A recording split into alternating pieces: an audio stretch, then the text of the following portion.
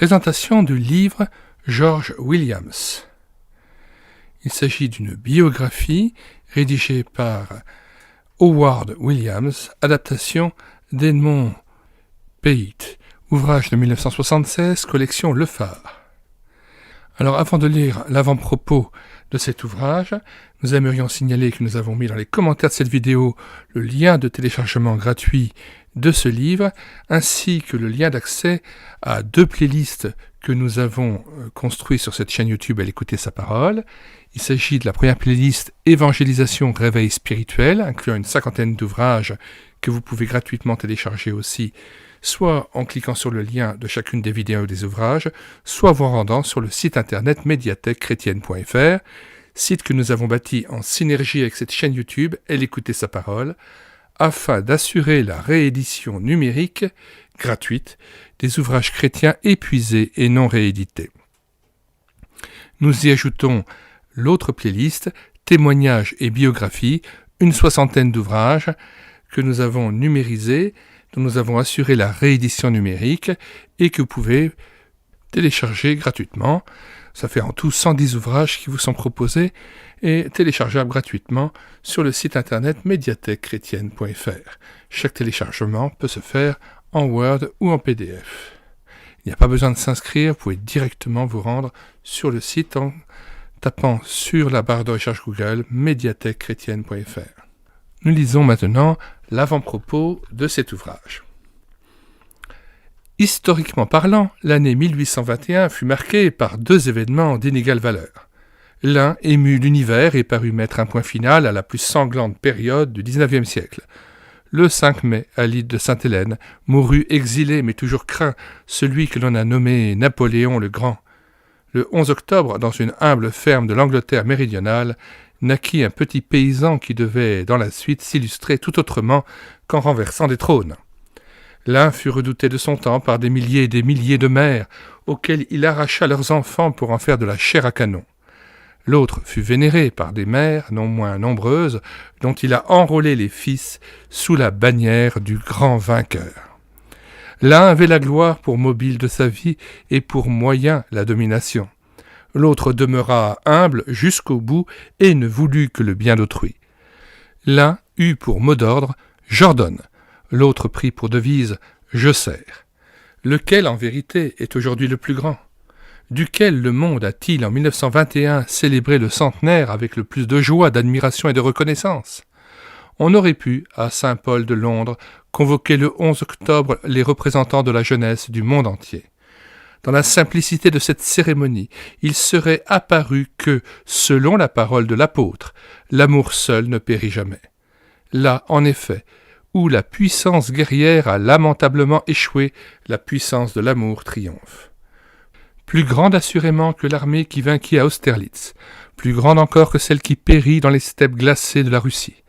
L'armée internationale et pacifique des unions chrétiennes de jeunes gens, UCJG, se recrute aujourd'hui dans une 50aine de pays divers et son effectif atteint plusieurs millions de membres. Elle ne connaît point la conscription forcée. Seuls les engagements volontaires y sont de règle.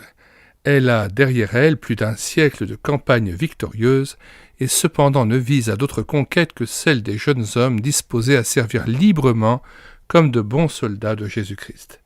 Elle n'aura atteint ses buts de guerre que le jour où, sur la terre entière, tout genou fléchira devant le roi des rois. Et qui trouve-t-on à l'origine de ce mouvement irénique, c'est-à-dire de ce mouvement pacifique, dont l'ampleur, on le voit, dépasse celle des plus grands efforts militaires ? Tout simplement le petit paysan dont l'histoire va nous être contée. Chacun pourra le constater, et il n'est aucune raison d'en disconvenir, cet homme ne fut ni un intellectuel aux pensées profondes, ni l'un de ces meneurs de foule dont l'éloquence entraîne et subjugue. Ce fut, il est vrai, un corps solide ayant hérité de ses origines rurales une force de résistance peu commune. Ce fut aussi un excellent organisateur, ce qui prouve que pareille faculté, estimée d'ordre inférieur par certains, a son prix même dans le domaine chrétien. Ce fut enfin et surtout l'homme qui, dès sa 15e année et jusqu'au terme de sa verte vieillesse, vécut la devise qu'il s'était choisie, Semper Fidelis, toujours fidèle. Aussi bien, dès avant le centenaire de la fondation des Unions chrétiennes de jeunes gens, UCJG, célébré en 1944, plusieurs ont-ils voulu rendre plus populaire encore la physionomie de leur initiateur principal. On trouvera donc, dans les pages qui suivent, une adaptation de la biographie très complète qu'en a donnée son parent, M. Oder Williams. Une traduction française de cet ouvrage, due au très regretté M. Louis Sauter, avait déjà paru en 1910 et 1912 en 2 éditions actuellement épuisées.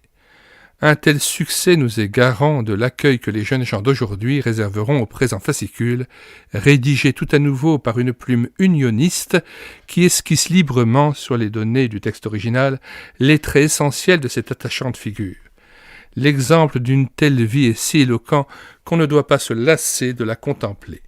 Les fruits qu'elle porte encore sont de ceux qu'on peut faire ressortir sans vaine gloire ni orgueil de caste. Il faut que, toujours davantage, le nom et surtout la foi d'un George Williams, son amour des âmes, son zèle et sa consécration au service du Maître montrent aux unionistes de tout âge, et à bien d'autres encore, la seule route qui n'aboutisse pas aux impasses et aux abîmes. Mais en soulignant ce qui, dans son effort, mérite de durer, n'oublions pas que George Williams lui-même eut protesté contre toute glorification personnelle. Ce n'est pas sur lui que les regards du lecteur devront se fixer en fermant ce volume, mais sur celui seul qu'il a voulu servir en toute humilité. À un homme de sa trempe spirituelle s'applique excellemment la parole du 4e évangile. Il n'était pas la lumière, mais il vint pour rendre témoignage à la lumière. Gesendorf dégoûte.